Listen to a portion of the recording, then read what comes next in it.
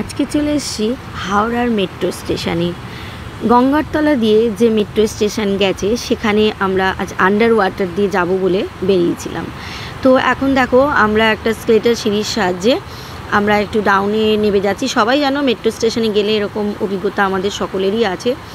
এবার দেখো নেমে গিয়ে ওদিকে টিকিট কাউন্টার আছে, এখানে আবার স্মার্ট টিকিট কাটারও, এমনি ট্রেনের টিকিট কাটার যেরকম থাকে সেরকম ব্যবস্থাও আছে। তো টিকিটটা আমরা এখানে এসে কেটে নিলাম। এখন প্রায় রাত্রি 9টা বাজতে যায়, একটু ফাঁকা ফাঁকাই ছিল কাউন্টার।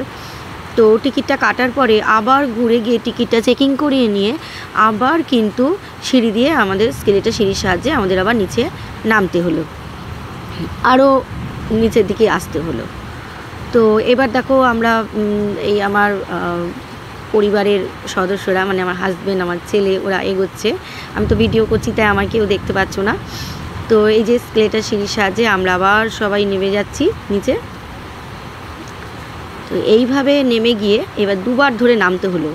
নেমে গিয়ে তারপরে আমরা চলে এলাম মেট্রো স্টেশন, যেখান থেকে আমরা হাওড়ার মেট্রো স্টেশনের ট্রেনটা ধরবো। এখানে মহাকরণ পর্যন্ত তোমার যাবে, পরেরটা হচ্ছে মহাকরণ, আর তারপরেই চলে আসছি আমরা এসপ্ল্যানেড।